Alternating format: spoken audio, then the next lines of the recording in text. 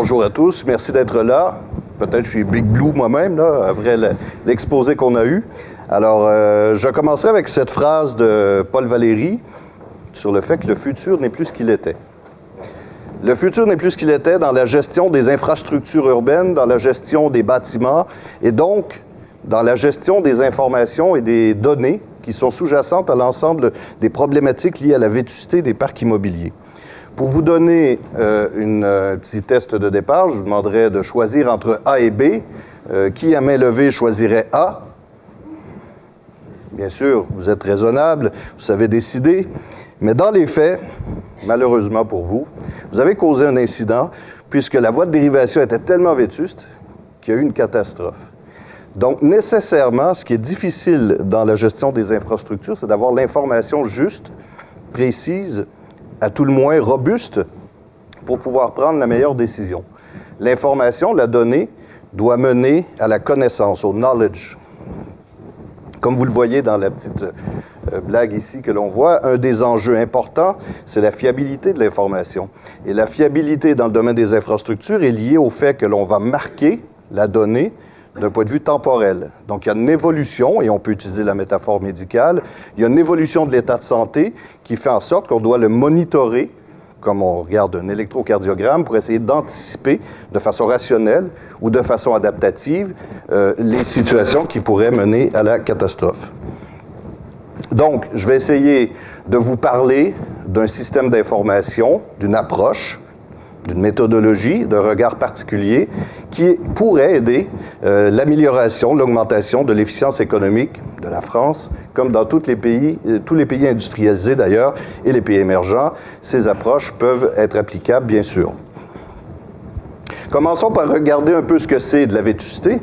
J'ai pris le temps de sortir des photos un peu moins spectaculaires que celles que vous venez de voir sur le sujet des universités. Donc, vous voyez qu'il y a certains lieux physiques dans des universités en France, donc on n'est pas à l'autre bout de la planète, on est bien en France, où finalement, on n'est peut-être pas rassuré sur la trajectoire que nous suivons, le futur n'étant plus ce qu'il était en égard de vétusté. Donc, comment décider pour gérer ces situations-là de façon pérenne? Et donc, comment s'inscrire dans une vraie réflexion d'économie circulaire, d'économie pour laquelle on pourrait anticiper les besoins, d'une part en entreprise, d'autre part en matériaux et finalement en énergie. Donc, pour avoir une approche vraiment globale et combinée. Bien sûr, les installations que je vous montre là sont assez particulière. On voit une occultation assez phénoménale. Là. La soutenance de thèse s'est bien déroulée, je l'espère. Dans ce cas-ci, on voit des infiltrations d'eau. La chose qui est importante, c'est déjà de comprendre dans quel contexte ce vieillissement, cette vétusté se fait. Donc, dans quel contexte organisationnel. Donc, derrière la vétusté, il y a des décisions, il y a des absences de décisions qui ont mené à cette situation-là. Vous voyez qu'on est assez créatif pour résoudre certains problèmes de vétusté. Et lorsqu'on propose aux gens de se laver les mains, il y a toujours la solution bien indiquée ou le choix contraint, c'est-à-dire qu'on n'a pas le choix entre le lavabo A et le lavabo B. La température ambiante à 13 degrés, c'est peut-être pas ce qu'il y a de plus rigolo. On essaie d'éviter. La qualité d'air intérieur, peut-être que vous vivez ça dans certains de vos locaux à l'UTC, je ne souhaite pas. Et finalement, vous avez compris, vous êtes beaucoup mieux dans l'amphi ici aujourd'hui que dans celui-là. Donc, si on regarde la complexité de tout ça, on pourrait estimer, il n'y a pas d'estimation officielle sur le sujet, mais si la valeur actuelle de remplacement, si on devait reconstruire toutes les universités, toutes les écoles, tous les hôpitaux, toutes les infrastructures urbaines en France, on pourrait estimer une valeur de 7 000 milliards, qui représente un petit peu plus que 2 fois le PIB de la France. Si on jetait un chiffre en disant qu'il faut investir 100 milliards par année, et donc sur un horizon 5 ans, 500 milliards, on aurait un indice de vétusté physique, qui est l'expression relative de la vétusté, de 7% à peu près. Donc, essayons de voir si, dans un premier temps, cette estimation est réaliste. On prend un retour d'expérience ici sur un parc immobilier de 226 bâtiments pour lequel la moyenne, dans une première étude où la fiabilité de l'information était mauvaise, où on avait un indice de vétusté physique autour de 35%. après être passé une seconde fois sur les données, on est arrivé à fixer l'IVP autour de 23 %. Donc, un facteur plus que 3 par rapport à l'hypothèse ou à la proposition du départ, ce qui veut dire que l'enjeu, de toute façon, même s'il est mal quantifié, il est phénoménal. On remarque aussi qu'au cours des 20 dernières années, dans l'image que vous avez à l'écran, il n'y a pas vraiment eu de construction neuve. On est resté dans une logique, donc, d'exploitation-maintenance de l'existant, de réhabilitation de l'existant, avec deux grandes époques. L'époque d'après la Première Guerre mondiale, donc c'est le premier nuage de points que vous voyez à votre droite, et l'époque, à gauche, de l'après-Deuxième Guerre mondiale. Et on voit qu'il n'y a pas de corrélation entre l'âge et la vétusté. Les phénomènes de dégradation sont liés à trois facteurs. D'une part, la conception et la construction d'origine. D'autre part, le niveau d'effort qu'on aura consenti en maintenance, en entretien, en maintien d'actifs pour maintenir la valeur d'usage au bon niveau. Et finalement, les sollicitations de type exogène, le climat, la pollution, et de type endogène, bien sûr, l'usage, typologie d'usage. Le jeune de 14 ans plein de testostérone qui teste si avec un coup de pied on peut défoncer le plafond, ou la religieuse en pantoufles qui, sans bruit, se déplace dans le couloir. Donc, vous avez bien compris que la complexité à intégrer toutes ces informations nous mène à une réflexion comme décideurs, les êtres humains qui vont gérer ça, les ingénieurs qui devront le faire dans les années à venir, comme décideurs, une réflexion sur le cycle de vie, sur le financement ou la possibilité financière de gérer cet enjeu-là sur un horizon pérenne. Ça vient aussi, bien sûr, amener la réflexion sur comment est modélisé en termes de morphologie, d'anatomie, de physiologie, les organisations. Donc, comment se déroulent les interactions au sein des organes de l'organisation pour essayer d'interrelier ces informations-là de manière à avoir un alignement entre le stratégique et l'opérationnel. Donc, le plan stratégique dans une organisation, c'est toujours la part du rêve, c'est ce que l'on souhaite, ce sont les intentions politiques, ce sont les contraintes réglementaires aussi. Et finalement, la réalisation, le plan opérationnel, mène à un constat. Bien sûr, au cours des dernières années, il y a eu plusieurs plans d'investissement qui ont été impulsés dans le domaine des hôpitaux, des universités, des rénovations urbaines. Et bien sûr, ces projets-là ont eu un sens et ont eu une portée. Mais il faudrait être capable d'évaluer comment le reste, donc ce qui n'a pas été touché, évolue pour maîtriser les risques. Donc, on doit éviter d'être dans la politique de l'autruche, d'une part, mais on doit aussi éviter d'être dans la politique de l'épouvantail. Nous devons être dans une politique mitoyenne, raisonnable, de maîtrise des risques et d'auscultation de la criticité.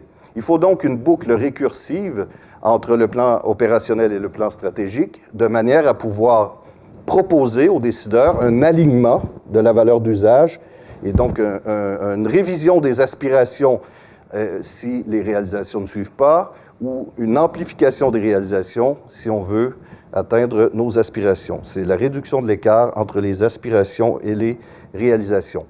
On a parlé de l'organisation comme telle. Si on regarde le métabolisme et le cycle de vie d'un bien physique, d'un ouvrage, d'un bâtiment, d'une infrastructure, on verra qu'on a une certaine valeur d'usage lorsqu'on construit ce bien et on essaie de maintenir cette valeur d'usage à 100% de façon le plus pérenne possible. On observera après un certain nombre d'années une perte de valeur d'usage malgré des interventions en maintenance courante tous les jours au quotidien. Et la réflexion sur l'aliénation, le fait de céder, de vendre, de recycler, sera amenée comme type de discussion.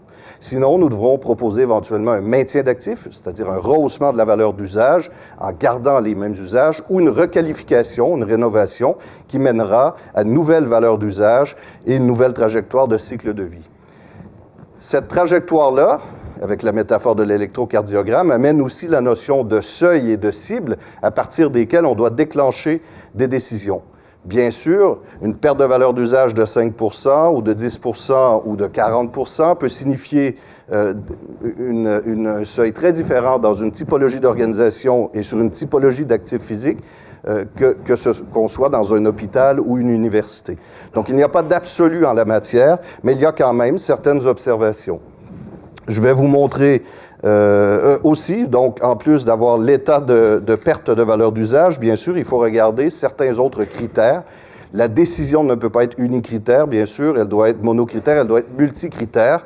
Et le critère prépondérant, c'est le risque, puisqu'on va regarder en termes d'éthique conséquentialiste, qu'est-ce qui se passe si on n'intervient pas, donc à quoi on adhère, à quoi on renonce, bien sûr. Et finalement, on va accoler au risque pour faire la formule de criticité, donc on va transcender le simple risque pour regarder la criticité en regardant d'autres critères qui sont souvent qualitatifs, qui sont souvent d'un autre ordre et qui viennent en interaction avec les humains qui sont dans l'usage. N'oublions pas que nos bâtiments, nos infrastructures, ce ne sont que des prothèses de notre vie, des prothèses de l'être humain. C'est une extension de notre capacité à faire. Et donc, c'est important de pouvoir les caractériser, ces ouvrages-là, ces infrastructures, ces actifs physiques, de façon multicritère. L'intérêt de cette représentation multicritère, bien sûr, c'est la décision, c'est la mise en priorité. On pourra neutraliser les effets malsains d'intérêt particulier si on peut mieux caractériser les données, mieux les agencer ensemble pour mener à une prise de décision. Sinon, nous restons toujours dans le champ d'interaction humaine, parfois un peu douteuse en termes de décision. Dans ce cas-là, on vient aider les décideurs à avoir la réflexion la plus juste. Ce qui veut dire qu'il faut impulser une politique de maintien de la valeur d'usage, donc une politique qui baignera dans la notion de maîtrise des risques et de la criticité. Rapidement, j'ai créé une entreprise à l'aide de jeunes diplômés de l'UTC, d'ailleurs, que je salue au passage, qui me regardent sans doute sur Internet. Donc, je pense que la caméra là-bas, je les salue. Je les remercie pour leur travail. Et donc, ils m'aident par la constitution d'un progiciel, d'une application logicielle, à ponctionner ces données et à les analyser. Bien sûr, l'objectif, c'est de regarder la valeur d'usage et de trouver l'alignement le plus juste possible. Mais autour de ça, il y a tout un travail de valorisation de la valeur de remplacement, de la valorisation de la perte de valeur d'usage et bien sûr l'application de modèles à la fois sur la mise en priorité et sur l'aspect prédictif, donc de façon à avoir une vision intertemporelle, mais surtout de façon à mener à la réalisation de plans pluriannuels de travaux qui permettront de corriger le tir, de rehausser la valeur d'usage ou simplement d'avoir une stratégie éventuelle d'aliénation en n'investissant pas de façon indue sur le parc. Donc, je vous montre 6 retours d'expérience rapides. Vous voyez en bleu la courbe de dégradation théorique. C'est un peu le déterminisme de la durée de vie que l'on mettrait à chacun des composants sous l'angle de la physique des matériaux.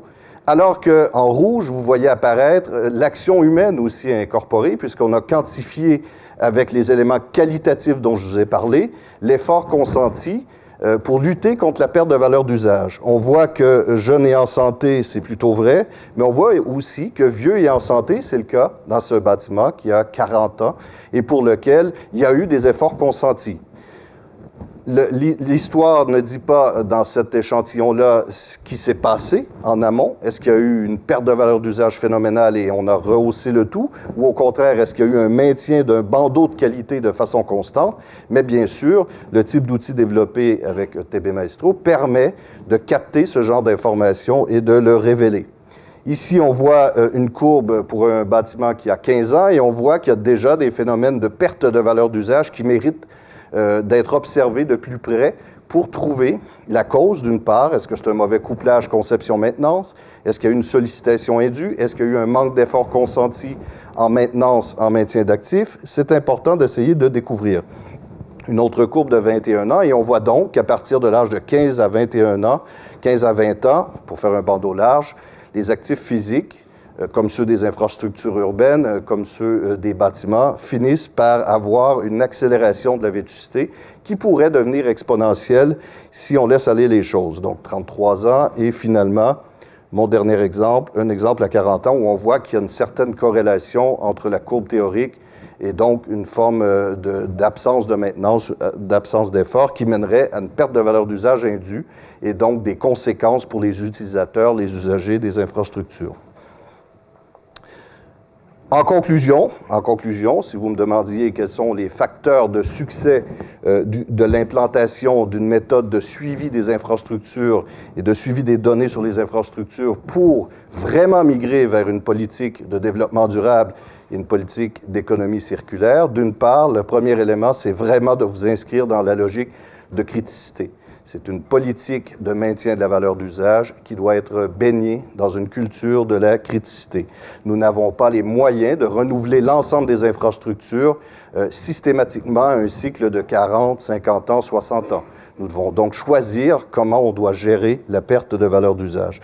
Le deuxième élément, c'est d'avoir une vision de la décision en intertemporel, c'est-à-dire qu'on ne doit plus maintenir les horizons annuels d'intervention sur les actifs, mais bien avoir des horizons à minima de 5 ans. 5 ans qui est une période pour techniquement bien évaluer la perte de valeur d'usage et financièrement bien préparer le montage financier afin de réaliser un projet qui serait ambitieux et qui verrait transversalement régler l'ensemble des enjeux.